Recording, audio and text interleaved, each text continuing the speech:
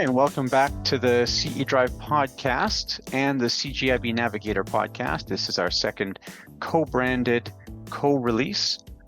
This episode will be good for life insurance credits in all jurisdictions except Alberta, where it's only good for one ANS credit. We'll have one financial planning credit from FP Canada, and no IROC or MFDA credits for this one. We're into that group benefits territory, so no securities related credits. It's a long interview here. I went overtime already in the interview, so we'll just roll right into it. Before I do, the object is my favorite little USB stick. This is Texas Instruments BA2 Plus calculator emulator. So basically it gives me the ability to use this calculator, the BA2 Plus, but to show it to students on the screen. It's pretty nifty.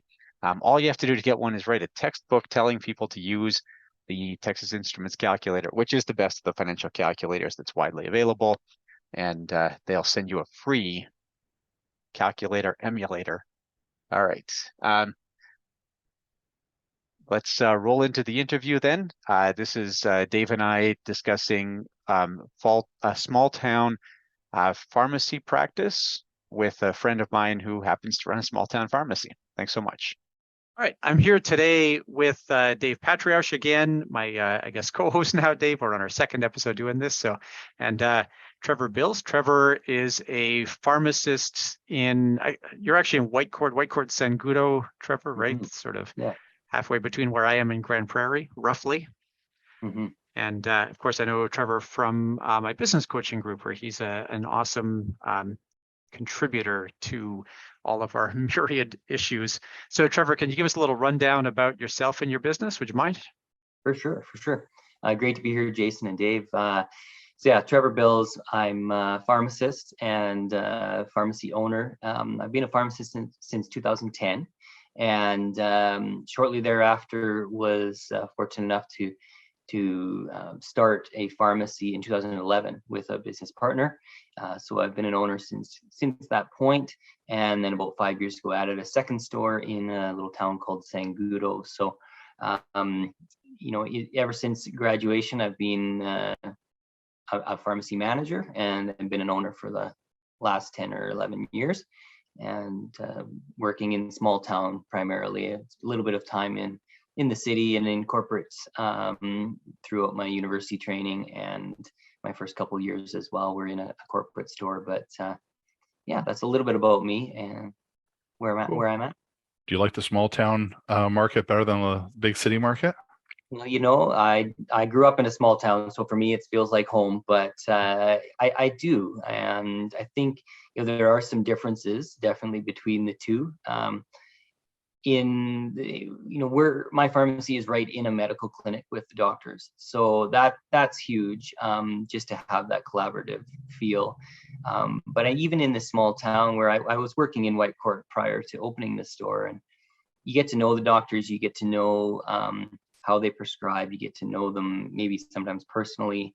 It's just a tighter community that way when you're in a smaller community. Because of that, do you end up pushing stuff back and forth? Like, hey, maybe you forgot that the patient's also on these other drugs. How about we try this and that? Like that you might not see so much here. Yeah. Well, I think what happens is it all happens via, typically fax. In the medical world, right? So when you're in a smaller community, and sometimes you can, especially when you're in the medical center like we are, but even in a small town where you have an easier way to contact the physicians, you can just resolve those problems faster and make sure you're really working collaboratively rather than in silos. Makes sense. And funny you mentioned the fax thing, because I heard maybe 2 or 3 months ago, the Ontario Ministry of Health is looking to phase out all their faxes by the end of 2023, I think. Mm-hmm. And so I'm like, okay, well, how big a problem can that be? And I think there's 1,200 that they know of that are being used on a daily basis. I'm like, oh, that is a problem, Yeah. So let's dive into some of these questions. What's your ideal client? Mm-hmm. Well, our ideal client is somebody that is interested in their health, that wants to maintain or improve it, and who is curious and interested in, their drug therapy and their health therapy in general. Those are the people that it's really fun to interact with them, and they're going to listen to you, and it's not that they're always going to do exactly what you say, but at least there's some momentum there, and interest that way, because there's nothing harder than seeing somebody and trying to help somebody and they're not motivated to maybe help themselves. Interesting how you answered that, because I was kind of half going in my head, what would the city answer be versus a small town answer? Would it be different and everything? And I feel like sometimes at city pharmacies that I've dealt with in the past, it's like, we like the client who doesn't ask any questions and goes away quickly. And that seemed to be kind of praised over stopping and asking a question to better understand a condition or a treatment or whatever. So good. Yeah. So Trevor, you're independent, like you've got your two shops. Can you talk about independence? And then I know you're part of, I think it's called a pricing group. Is that what it's properly called? Can you chat about that a little bit as well? Yeah, for sure. So, I mean, in the pharmacy industry, there's obviously your corporate stores, which would be your Rexalls, Loblaws, so Superstore, that sort of thing. Then there's more the associate program, which is what Shoppers Drug Mart runs. So it's still very corporately driven, corporately controlled, but you have, an individual in that store that's kind of an owner, so to speak. They call them an associate. And then you've got banner programs. So banner programs are where you've got an independent owner, stores, fully independently owned. But then, they're paying a fee to have a banner. So PharmaSave, IDA, Guardian, those would be examples of banner programs. And then, so it kind of gives you the brand recognition, that sort of thing in a banner program. And then you've got what I'm a part of, which is it's actually a co-op, is the way that it's organized, legally arranged, is PharmaChoice. And so PharmaChoice is a group of stores across Canada, about 1,000 or so. And it's a little bit less than a banner, although you can definitely advertise and use the PharmaChoice name and brand, but you don't have to. But it gives you that, buying power of 1,000 stores across Canada, so that you're getting good pricing, and as well as they manage some of the back office type things for you when it comes to making sure you have supply and that sort of thing. And then there are some stores that are fully independent, no banner, no buying group, no anything, and they're buying direct from manufacturer, or through the wholesaler to supply their stores as well. So that's kind of the breakdown of it. So yeah, both of my stores are in the PharmaChoice group, and so it's like a co-op is how it's set up. So I'm kind of curious, how do you pick that model over, saying, okay, I'm going to become a Shoppers guy or somebody else? Like, I'm not putting anybody down, but you had some choices through that whole model. And I'm sure part of it's got to do with the business model, but part of it's got to do with, what you deliver and how you deliver too, I'm guessing. Yeah. Well, I mean, when you start to compare like a Shoppers to, a more independent store, like I say, Shoppers is very still corporate controlled. They're going to tell you, how to sell things, how much you should be selling, all of that, which is great for somebody that needs that. It provides that structure, it provides all of the framework. Whereas when you get into the independent side of things, the reason that I'm there is because I want to be independent. I don't want to have a head office that I answer to. And I like being able to tell my team, hey, if you've got an issue, you've got a concern, or you've got an idea, like head office is right here. Yeah. You're looking at head office. And so you can be more nimble that way. Sometimes you can try things out, not without its stress or things you learn along the way. But I know one story I can give on that is when I was a manager in a corporate store in my first 18 months before starting the one that we did, I wanted to put up a rack with some information pamphlets in it. So I asked for that a few months in. When I left there 18 months later, there was still no rack on the wall because it hadn't been approved, Whereas now, if I want to put a rack on the wall, I'd go to Staples. If I want to put it on the wall, it's done. And that's what I like. I can relate to that. During COVID, so I just recently moved out of the city, but I had a Shoppers Drug Mart literally a 5-minute walk from my house. Mhm. And they had the big sign in the window saying, we're doing COVID testing, walk in, or I don't know if it was testing or vaccinations, Yeah. no appointment needed, just walk in. And you walk in, there's another big sign. If you're here, please proceed to the back, blah, blah, blah. And you get to the back, I go, okay, I'm here for my vaccination. They said, you have to make an appointment. I said, all the way through the whole store, from the front door all the way in, it says you don't. And they said, yeah, corporate sends us that, but we actually have to require it. I go, Yeah. well, take the signs down then. They go, we're not allowed to.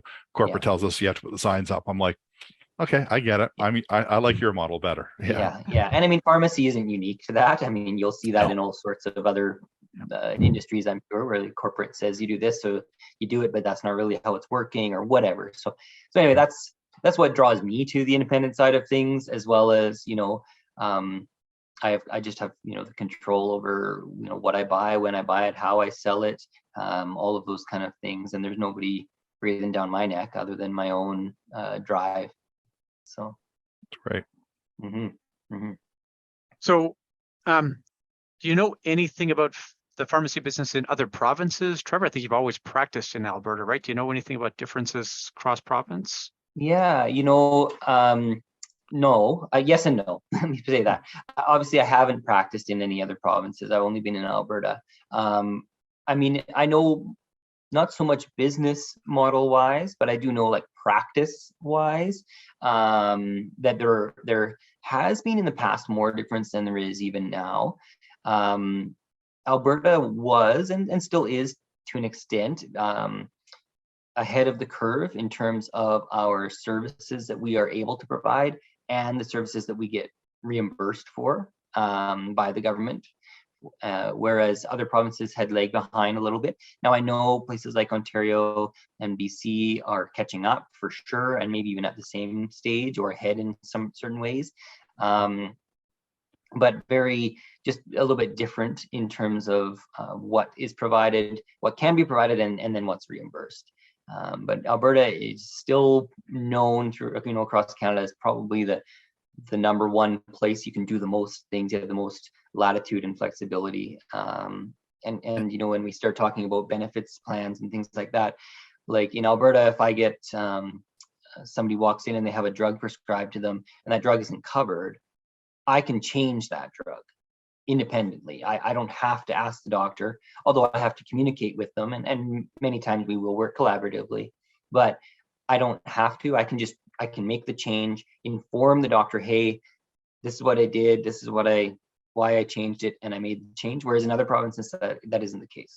And just to clarify for the non-pharmacy people, so we're not talking just brand to generic or vice versa. Right. You're also other drugs in the same class, treatment class, or whatever it's called. Or different class, exactly. Oh, really? Yeah. Okay. Yeah. So in Alberta, we have, and all of my pharmacists have this, is something called additional prescribing authorization, APA, and what that basically allows the pharmacist to prescribe independently but collaboratively. So you can do it, you take responsibility for it. You still need to work with and inform the team, so the other healthcare providers involved with that patient, any medication other than a narcotic or controlled drug.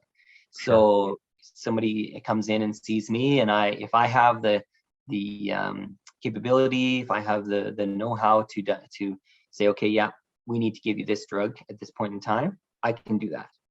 Does that come up often? It mostly comes up with what we would consider minor ailments. So urinary tract infections, cold sores, some things like that. But it also allows us to change doses of drugs.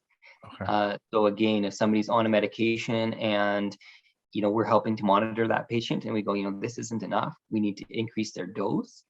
Yeah. Not in every province can somebody do that. And in Alberta, only if you have an APA, additional prescribing authorization, you can actually change that dose. You can say, okay, no, we're going to bump it from 1 to 2 or whatever the number is. And so it gives us really brings us in as part of that healthcare team, which is I think a huge advantage for patients, especially when we're talking about in rural Alberta, where sometimes it can take 2 or 3 weeks to get into a doctor. We can make that change and say, hey, make an appointment with your doctor in 2 or 3 weeks, but we're going to make the change now. Yeah. And then when you see your doctor in 2 or 3 weeks, they can help evaluate whether that's how that's going for you. And that actually takes us almost back one question of, is it operations different in the city versus, small town? Mm-hmm. And it sounds like there's a lot more collaboration. I mean, maybe it's in Alberta versus me, being in Ontario, but Mm-hmm. it sounds like people are easier to reach, closer to it. And maybe just because of the circumstance and location not being a city, it creates opportunities to be more helpful. Yeah.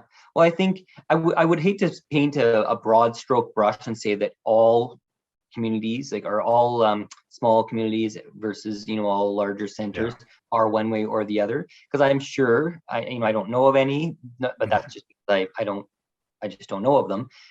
But I know that there would be scenarios where pharmacies are working very closely and collaboratively with the doctors in their close vicinity or in their building or whatever, in every major city across Canada, I'm sure. But again, in the rural centers where sometimes it's harder to see the doctor, or you, like I say, these physicians, because they're the only ones you're seeing prescriptions from. We've got 8 doctors in our community, and that's 90% of our prescriptions come from those 8 doctors. So you really get to know how they prescribe and who works in what way and who you can make that change for, and they're going to say, yeah, great change, sounds good, I'll talk to the patient next week. And who might say, gee, I really wanted to talk to that person myself, or whatever. So you just get to know those things, and then that allows you to just work within the team to make sure that you're doing the right thing for the patient. Best outcomes. That's cool. Mm-hmm. It is cool. Do you think do patients know about APA? Yes. Yeah. In Alberta, they do. Like, we'll get a call just on Saturday.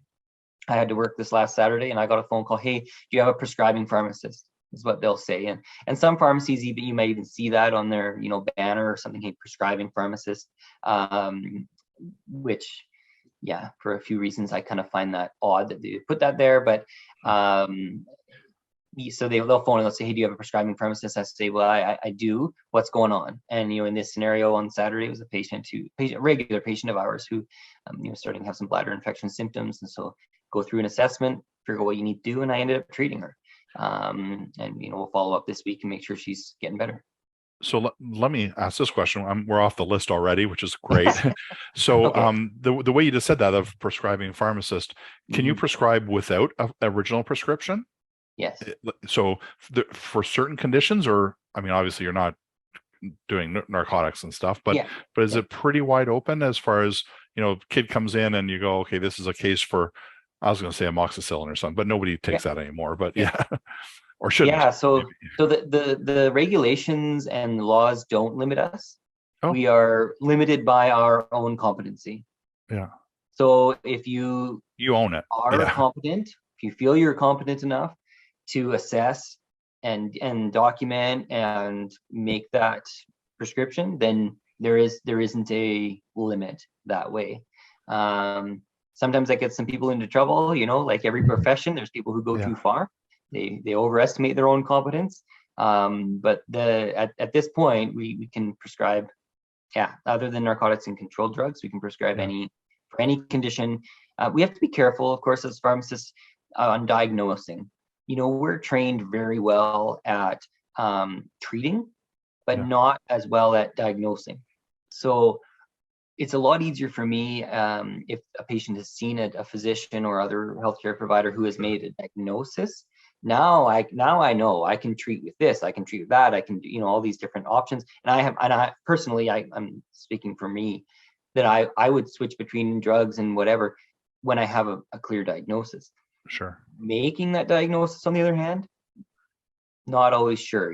Hey, that's where the physician comes in, and it's, they do their differentials, they do some testing, all of that stuff to say, okay, let's make sure we're diagnosing this correctly. Do you really not feel that watching 3 or 4 seasons of House would be enough to teach you differential diagnosis by now? I mean, no, because on House everybody has sarcoidosis, so it doesn't matter.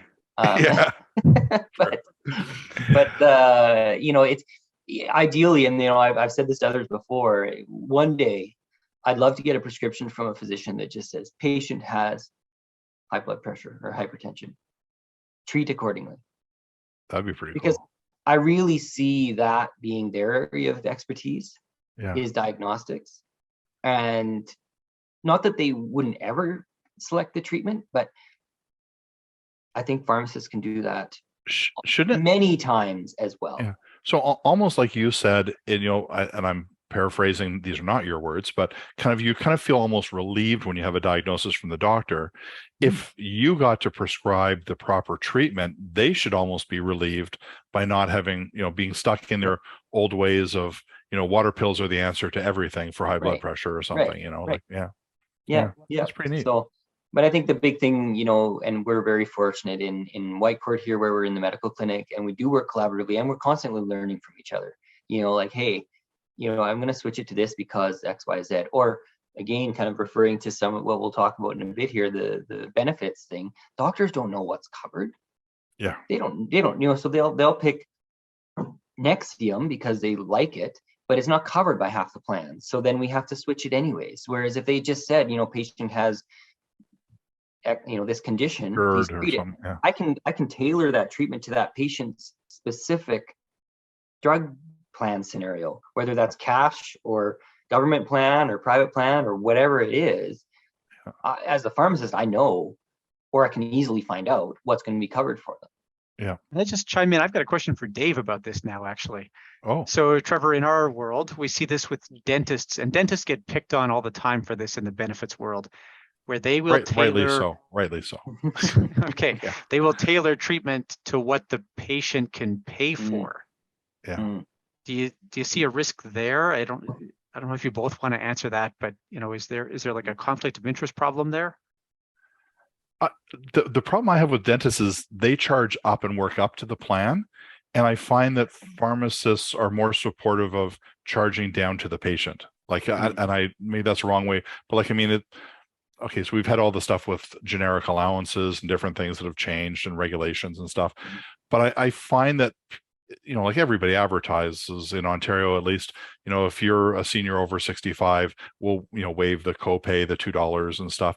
If a dentist did that, it's fraud and they lose their license. If a pharmacist does it, it's no problem. It's okay. And the ODA says, no, it's in our regulation, not the ODA, the college. And the OPA says, no, we're 100% good with that. Like that's just a business model thing. So, I don't worry about it so much. Like I don't find patients going in saying, hey, I was coming in for, what's the Nexium generic, paracetamol or something? Esomeprazole, yeah. That's it. Easy enough to say. They don't come in for that and you say, hey, you really should be on Nexium. Let's jack up that by a factor of 4. You don't see that. I mean, plans prevent, I think, but so I don't worry about it so much. Yeah. Do you worry about it? Yeah, I mean, it's good. It's a fair question. And I know, so we talk about it, so you've got a scenario where a pharmacist can be an independent prescriber, and they're maybe the business owner. So now they're going to prescribe and then they're going to sell it to you. So there is a potential for conflict of interest there. Absolutely. And even selecting their medication. Okay, well, which one's going to make me more? And that's where ethics comes into it, to be honest. It's like, you're always going to have these ethical scenarios and ethical dilemmas.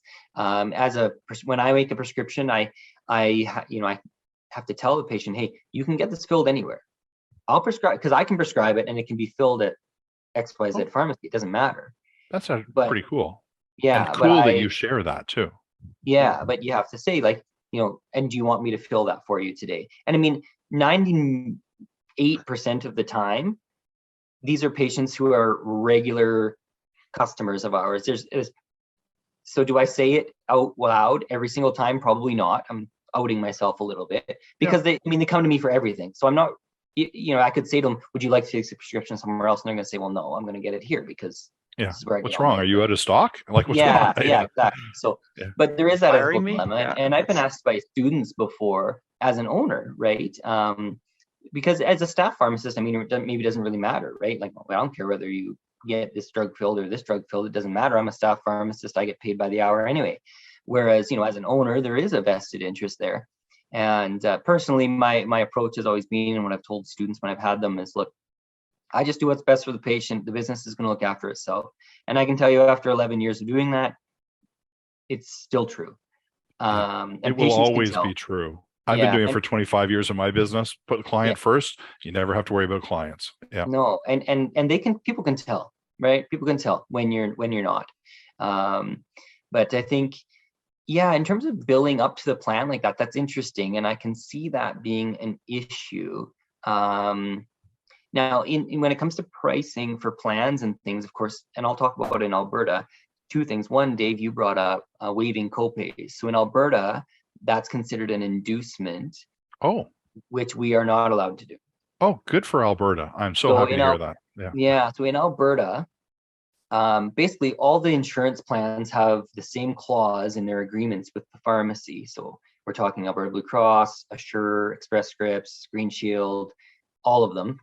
All have in their agreement that basically you have to charge us the same thing you charge everybody else. Oh. So when we price a drug, if a drug is $1, I get a dispensing fee. In Alberta, it's $12.15, which is kind of set by Alberta Blue Cross. And I can charge less than that. Or I could charge more than that. Yeah, that's the dispensing fee. But I can't charge Blue Cross different than what I charge Green Shield or different than what I charge Express Scripts. Whereas in Ontario, only exception to this would be cash paying patients, but most pharmacies just have one pricing scheme and it just goes to everybody. And that's what it is. So, and we have 3 in Ontario, I think is how it works. So we have one for provincial pricing, we have one for cash pricing, and we have one for benefit plans. And it tends to be cash pays the highest price, benefit pays the second, and the province pays the lowest generally. Yeah. Whereas here it's everybody pays the same. Yeah.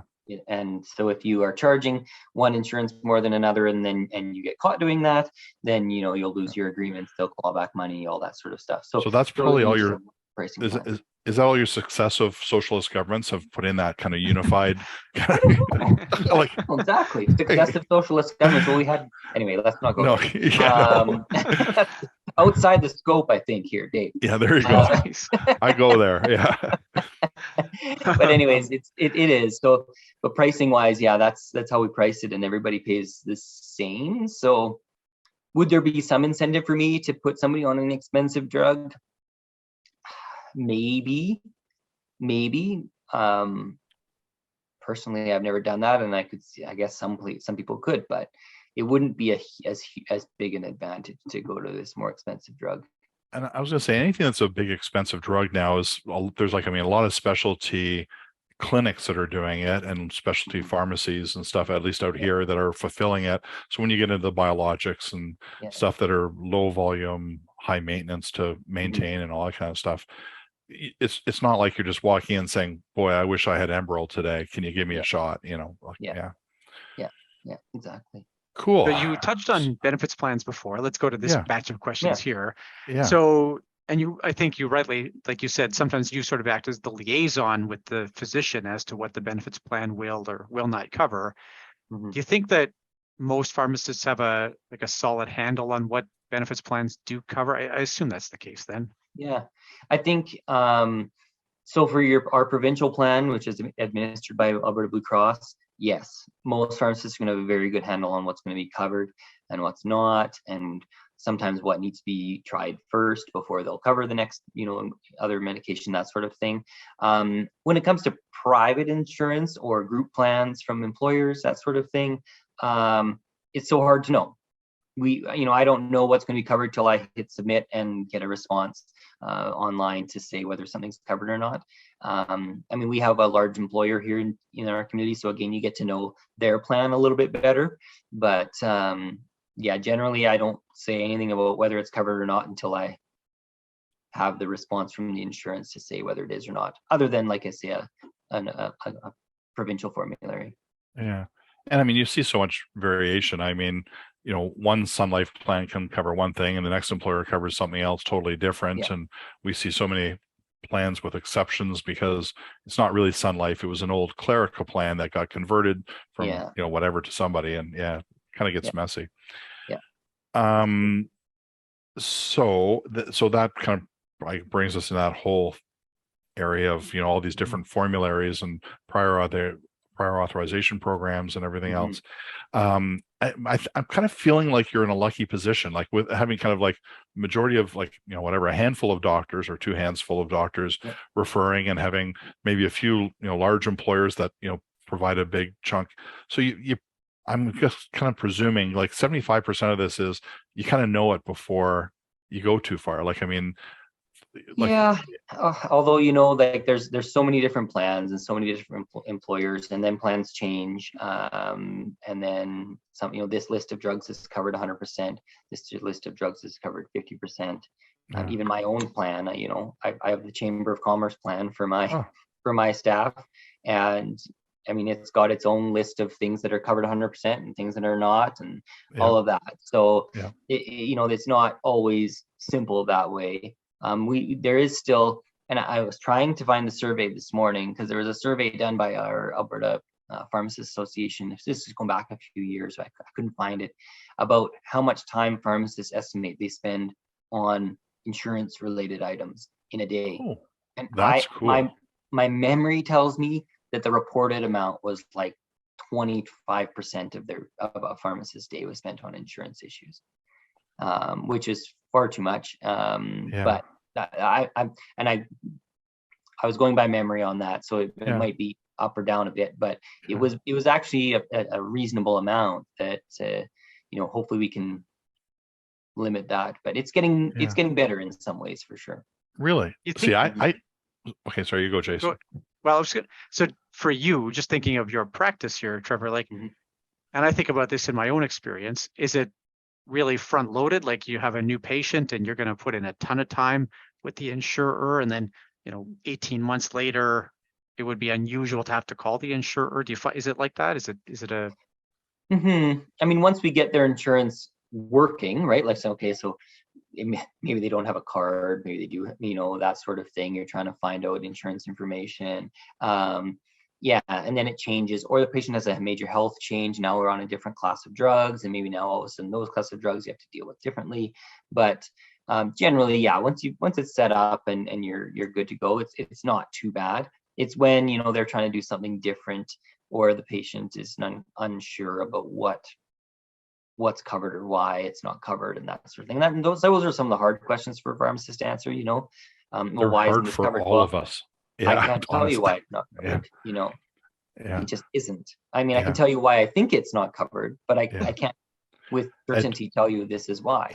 And don't feel bad, because I'm in the same boat all the time. I mean, we sell the plans, we build them and stuff, and then we still, we're kind of limited. I deal mainly in small business, so most of my clients are like 2 to 50 employees. And you basically have a choice of, do you want a managed formulary, a generic formulary, mandatory generic, or brand name open formulary? Like you have half a dozen maybe. As you get bigger, there's more options, but I mean, we can't always give the answer, and sometimes you'll go, that drug was covered before, now it's a prior authorization because there's something new or something's changed or whatever. And it's frustrating. And I know the other thing that we find that gets frustrating for people is we got a lot of working seniors now going past 65. So in Ontario, the Ontario Drug Benefit plan kicks in at age 65 and pays for the seniors drugs and their first payer. So your private plan might have paid for your brand name drug. Now you're being switched to the generic, and the phone call I get is, how come the insurance company is making me take the generic drug? I'm like, it's not, it's the government. Like, well, we don't want the government messing in our benefit plan. Yeah, okay, well, that's a problem, because at the pharmacy level, they pop into first payer status automatically. So for sure. So speaking on that, then I'm going to maybe skip through because we've kind of bounced around a little bit. But so what do we do that makes life difficult for you? What do we, the insurers and the benefit plans, or what can we do to make things easier for you? Yeah, I think, and I mean, I know why there's formularies that are built different ways, and it's all, much of it is regards to cost and that sort of thing. Sure. But I think honestly, simple is better, as from the pharmacy perspective. If I just know that every drug for that patient is going to be $7 or whatever the amount is, and for patients sometimes that's easier too. They just know every time I get a prescription it's going to be X dollars. That's always nice. I think the more information that is available on twofold: one, from the pharmacist to be able to look it up, or B, for the patient to be able to look at it. So now that there's, a few more options like apps and different things like that, where patients are able to go on and look at their plan and different things like that, makes life a little bit easier for sure. And even electronic cards and all that sort of thing is making things easier. I think the more, and this is, I don't know how to do this, but if people could be more educated on their plan. Yeah. I mean, and I know everybody's given the 200-page information booklet and nobody reads it. And that's the issue, right? Is there is a lot of information there for somebody to know about their plan, but the more they know, the better. And so then sometimes I'm put in the place of trying to educate a little bit on a plan that I don't actually really know that well. I just know what plans are like based on my experience. Those are some of the things that maybe, the little things that bug you a little bit when you're in the store. It's like, I got to tell this person, well, no, they don't cover it because they only cover it in this scenario. Or, well, no, that medication needs special approval because it can be used for weight loss, but it can also be used for diabetes. So if you're not diabetic, they're not going to cover it for you. That's a common one. And the last thing I would say, not the last thing, but one of the other things I would say is, I wish all insurances would cover smoking cessation products. That's a big one that the lifestyle category, whatever. And I know why. I remember 25 years ago when it was all kind of first starting out, and there was a huge fear of the cost, and employers just went, holy crap, if we ever actually have people quitting every 6 months, this is going to bankrupt us. And there was a couple of years of massive, before Wellbutrin and stuff kind of made it messier with weight loss and smoking cessation. But claims were through the roof. And at the time we were hitting fertility drugs and that, and hair loss, like Rogaines and stuff like that. And employers came to us, so just giving you the other side of the coin, going, hold on a minute, our rates are going up at 12 to 15% a year. We can't do this year after year. This stuff doesn't matter. And you go, okay, but if you quit, but you can quit without this stuff, right? But I'm with you. And then and there's been a lot of talk about, is it time to go back to looking at those lifestyle drugs? ED drugs, erectile dysfunction drugs, is a good example. No, it's a mental health thing. It's a physical health thing. It's not just fun, and I think that's the way they were classified. So and maybe there needs to be some sort of approval processes or whatever, which are also something that drive us crazy sometimes. But the particular one for me though is that smoking cessation one, because I think there's enough data out there now to say that a person that doesn't smoke is more productive at work.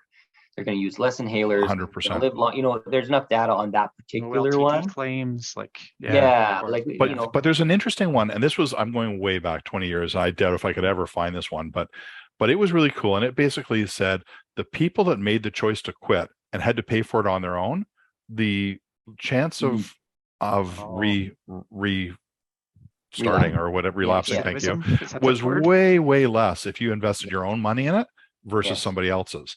And I think it got shut down by the insurance companies and drug companies going, shh, don't say that, But I remember reading it at the time going, okay, that kind of makes sense. Do I as a 16-year-old boy went out and bought a car, I got this crappy car that meant everything to me versus my friends who got the BMW from their parents.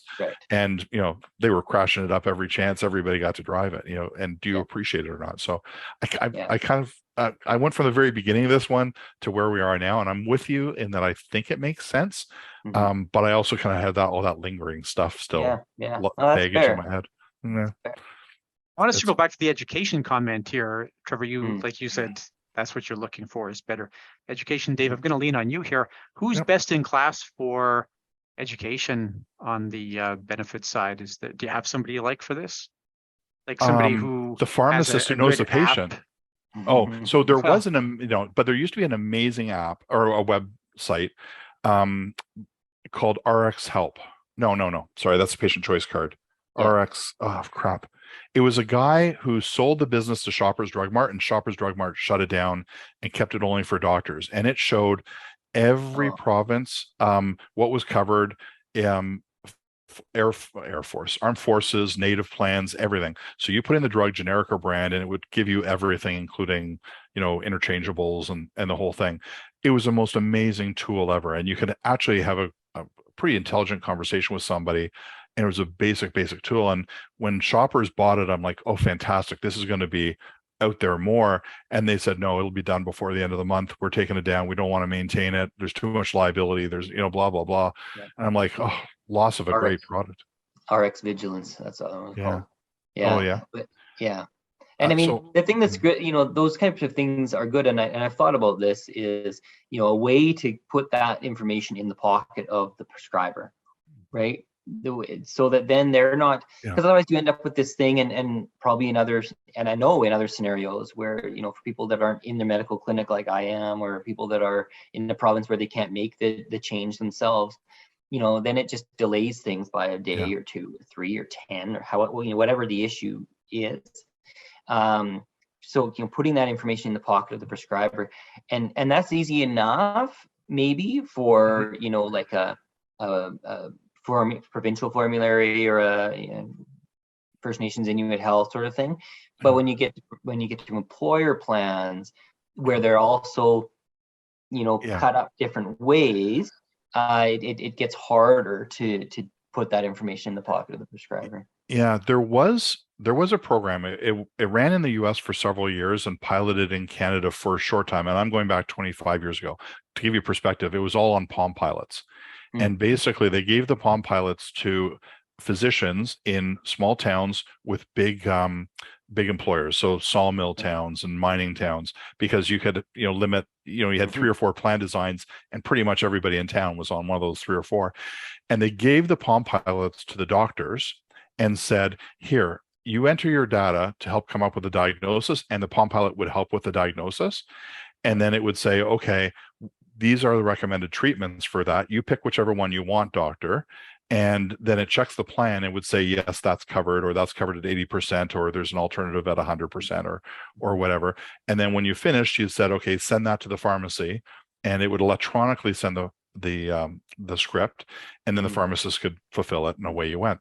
It just made so much sense because the choices were kind of happening at the beginning. I know in Ontario where they piloted it, the pharmacists fought back like crazy and said, like, you're removing us from the equation. Like, we need to be part of it, which there is merit to that. And they saw that it was going to be a jump over pharmacy to direct, fulfillment or whatever. But to me, that's the best. If you could actually have the physician doing the diagnosing, knowing what's covered, unless it's your perfect world of here's a diagnosis, you do the rest, in which case you get the Palm Pilot and you go, okay, let's take a look at your plan design and see what's covered or not. To me, that's all incredibly doable with technology today. But the one thing you have to remember when it comes to benefit plans and insurance companies, they have legacy mainframe systems that still running on like MS-DOS. So like, it's not unusual to walk in an insurance company and see green screens still to this day. So I think we're kind of leaps apart from where we got to get, and there's too many conflicts between the different pillars to do it well. So I do lean on pharmacists. Like, I mean, you are the one healthcare professional that is, I mean, your time is always limited and important, but you tend to get to know your patients probably better than the doctors do that are not prescribed. Well, yes, prescribing, but you're fulfilling at a more common level and dealing with their other aches and pains that they may not talk about. So I'm kind of hoping on you guys, which I know is not fair, but Well, and I mean, and we have our teams, we have our technicians and assistants, and I've got a great assistant who's been with me for 10 years, and she knows the benefits plans better than I do, probably, because she's dealing with it as much as I am, if not more some days. So you do have to make sure it's not just the pharmacist doing that, but your team is helping deal with these issues. And we do get to know our patients well. We're the most accessible healthcare professional. I mean, there's no other healthcare professional that you can find, in a town of 10,000 people, the Whitecourt is, there's 6 pharmacies you can walk into and talk to a pharmacist. Like, just walk in and talk to them. There's no other healthcare professional like that. You can't walk into any doctor's office and talk to the doctor. You can't walk into the dentist and just talk to the dentist. But you can do that or a nurse or whatever. But you can do that with your pharmacist. And it's that's even hard in Ontario. Even like, you walk in, there's no pharmacist in that pharmacy. They're in a supervising pharmacy somewhere else. Yeah, in Alberta, we can't be open and dispensing medications unless there is a pharmacist on site. But and it's not to say that it's always easy to talk to them, but Yeah. you more than likely can find a pharmacist to talk to. So, anyways, it's one of our greatest benefits, but also one of our things that is hard to, because then you're constantly being dragged into different conversations. Do you want to pop into patient choice cards and stuff and patient assistance programs? Is that okay? Yeah, I look forward to this. Yeah. Yeah. So it's funny. So in Ontario, I used to always kind of counsel my clients and saying, pharmacists have information on the Trillium Drug Program, our provincial high-cost drug program, and they've got these patient assistance and choice cards and patient assistance programs and funding models. They've got all this information. You just have to ask if you haven't kind of done all your homework and stuff. In Ontario, my understanding was every pharmacist kind of had to have the provincial health stuff to hand out. Now it's not an envelope anymore. Now it's all, here's a link or whatever. But is it up to them to do this? Are you finding that you're doing more and more of this? I've had so many weird experiences with, one person goes to one pharmacy and they go, oh yeah, my pharmacist took 5 minutes and explained, this is how it works and this is what's paying here. And here's this copay card and, all these other things. And then the next person, I shot this across in the email, their Remicade, it's, $18,000 a year. Their 20% should be $3,600, but the pharmacist goes and says, don't worry about it. I'll put it on my card. And the patient thinks the pharmacist is paying for it on their own credit card. And I'm like, no, that's not the case. But I mean, I guess it could be, but they wouldn't do it more than once, No. Yeah. So, yeah. Well, I mean, so in my scenario, so what we're talking about here, a couple different things. Number one would be like high cost drugs, like Humira and Enbrel, all the biologics, right?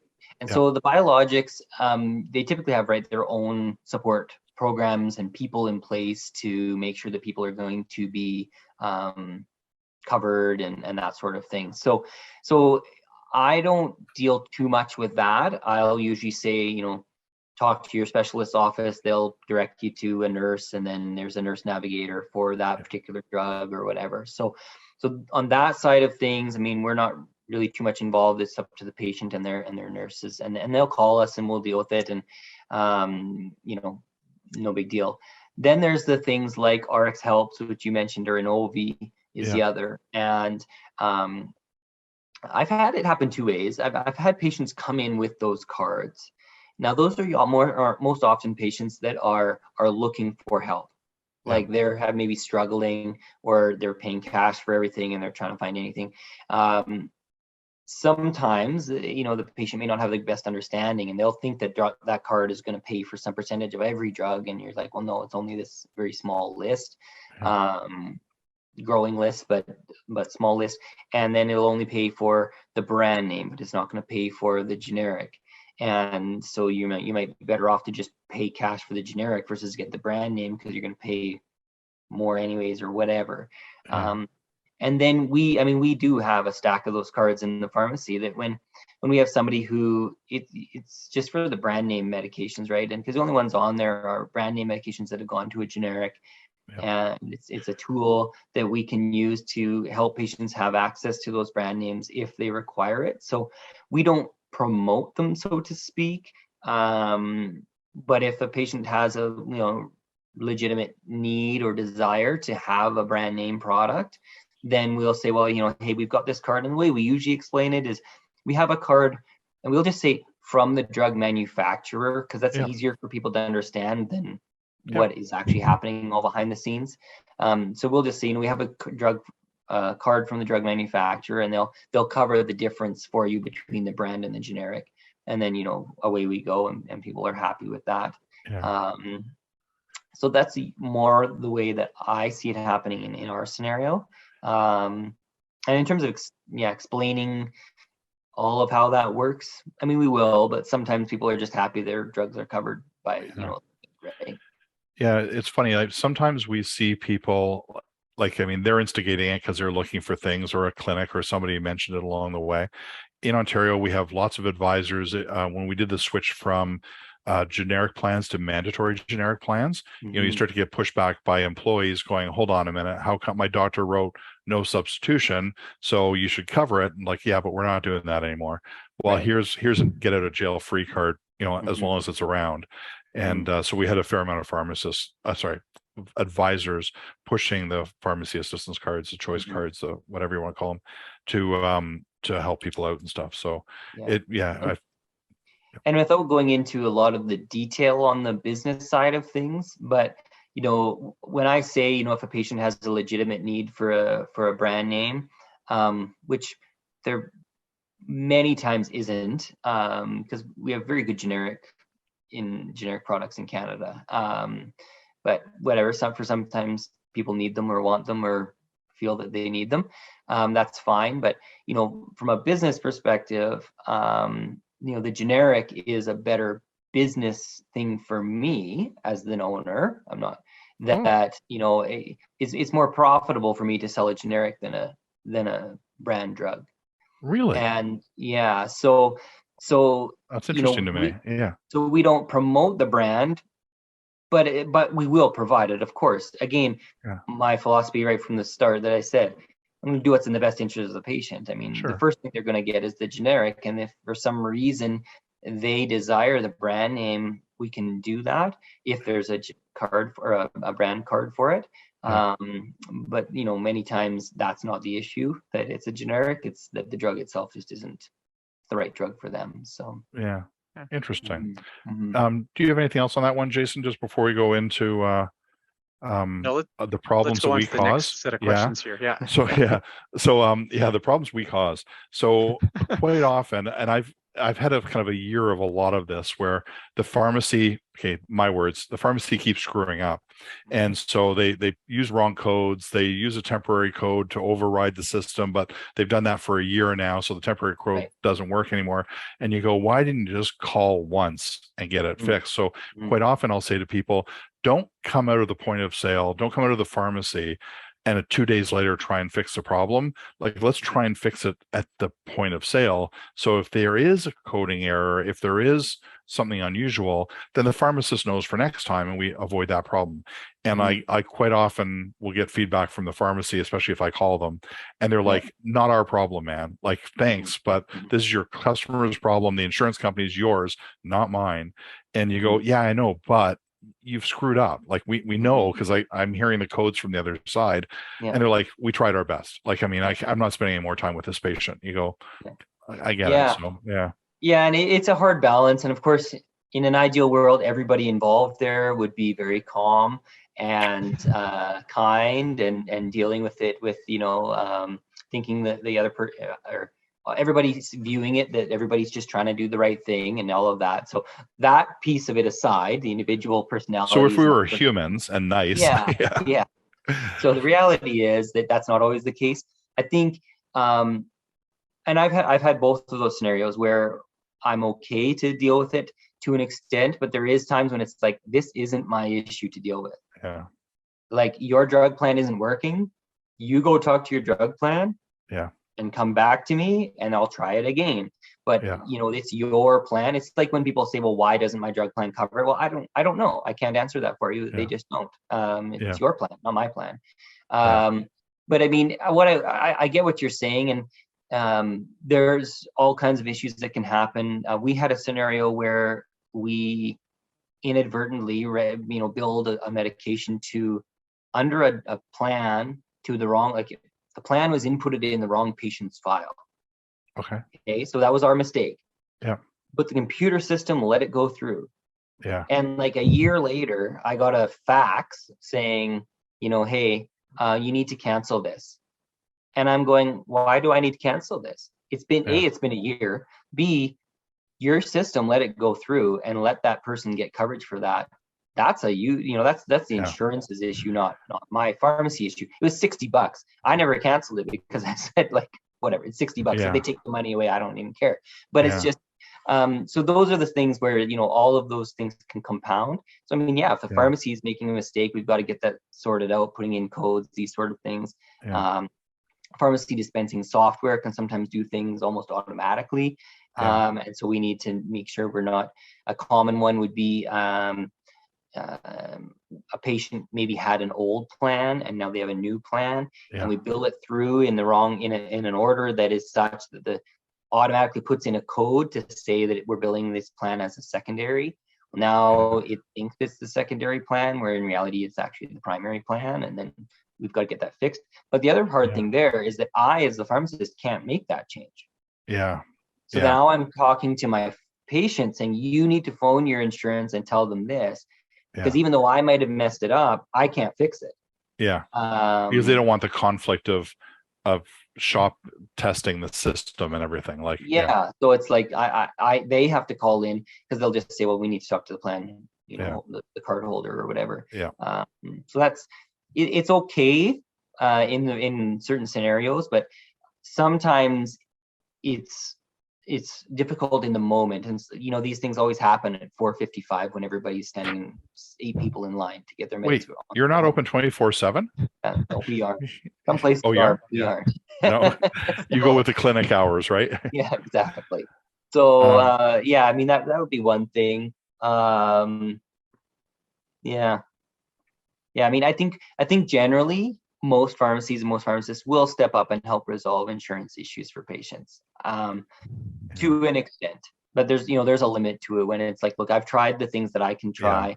I've called in and they've told me XYZ and it's still not working on my side. I don't know what's going on. You're going to need to call your and we've had that. Like I had an interesting case this year that I've never heard before, and the insurance company, which was a Blue Cross out here, Medivy, and they said, oh, the pharmacist is doing it all wrong. They need to do this. So I said, okay, can you have that conversation with the pharmacist, because speak on the same language. I don't want to be the middleman.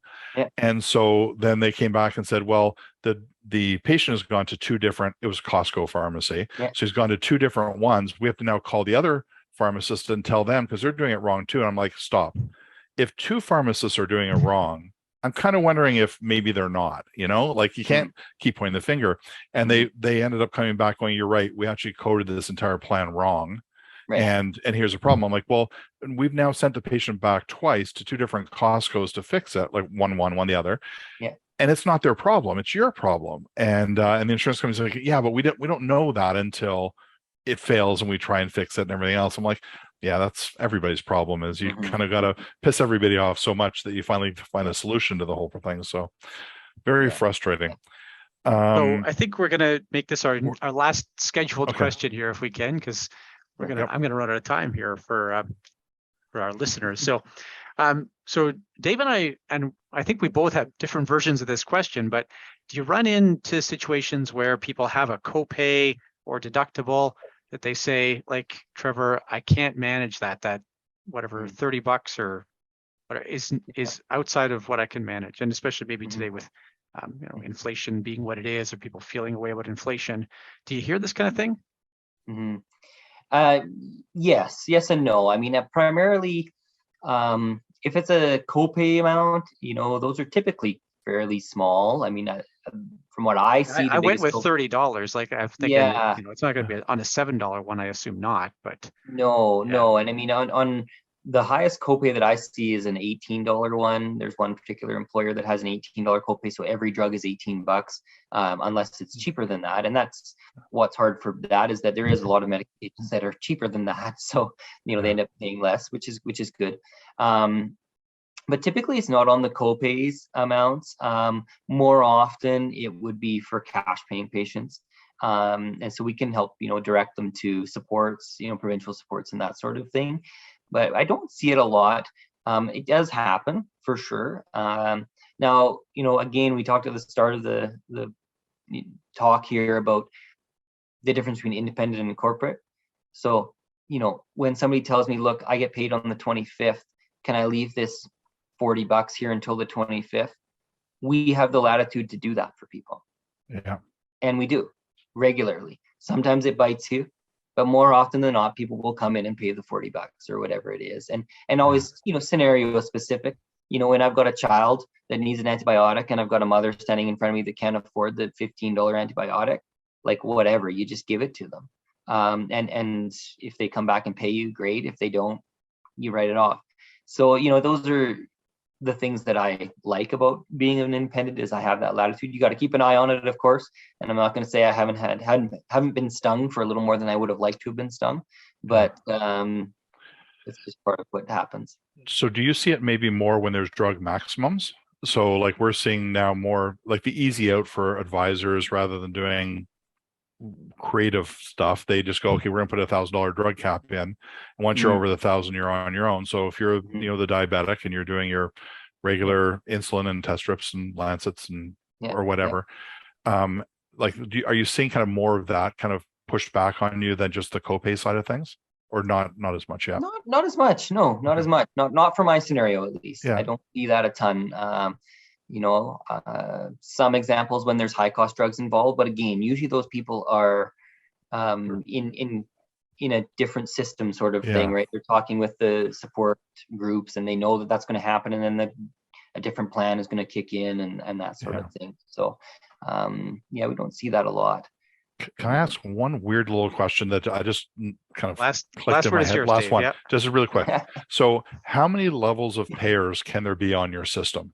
So like I'll quite often hear that like, oh, it's not uncommon to have 5 or 6 where there's his plan, there's her plan, there's a provincial health care, there's the patient copay card, so there's like 4 or 5 right there. Does that stack get pretty big? Or I'm sure there might be a limit, but I haven't come to it yet in our system at least. And typically 3 would be the most that I see, sometimes 4 if you include like a patient copay plan or something like that. So just curious. Cool. Back to you, Jason. I'm done. Well, Trevor, any last parting words of wisdom for group benefits advisors out there? You already talked about education a little bit. You've got a captive audience here, as it were. So anything you'd like to see done better from that perspective?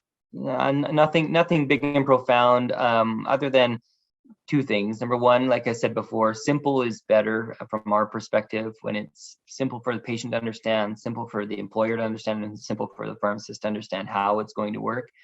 And the second thing would be, there is this prior approval thing that happens in all plans, provincial and private. And there's times when I wish they would give pharmacists a little more latitude to document that differently. So rather than having to fax in a form and wait for a response and review, but rather to say, like, as long as they meet this criteria, then do this, put in this code. Okay, well, I can tell you the patient meets this criteria already. So yes, they do this. Yes, they do this. Here's some supporting documentation. I'm going to keep that in my file. And then if I get audited, I can just send that off to you. And then it's not delaying the patient's care, because that's really what it comes down to with those things, is sometimes we're delaying things by a week or more, and that's not always in the best interest of the patients. Or the pharmacy is saying, well, here's a week of the meds and we'll apply now, and then we get stung at the end because they can't pay or whatever. So I think just giving pharmacists a little bit more input and autonomy that way to say, no, they do meet this criteria you told us they need to meet. Here, I'm going to hit this code, whatever the code is. And it's up to me to keep that documentation, but it'll still be going through at that time. So I think we're going to see more of that this year. I had a meeting this morning, and one of the things we're talking about was a more standardized prior authorization system amongst carriers.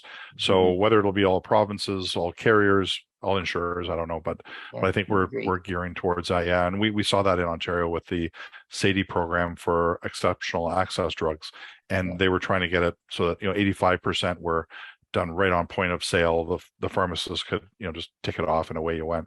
So there's hope. There's hope. Good. Well, Dave, thanks again for doing this. Just awesome. You've got so much wisdom around this stuff that it's floors anything I've got.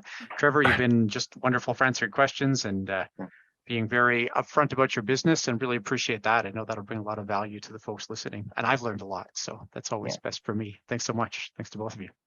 Thanks. Thank you. Okay, lots there. Really full. I gave it, and I've listened to it 3 times, and I learned something new every time. The number here is 6. The number is 6. Thanks very much for listening, and please do join us again in 2 weeks when we will be I'll be reporting live from the from the Institute of Advanced Financial Planners Symposium.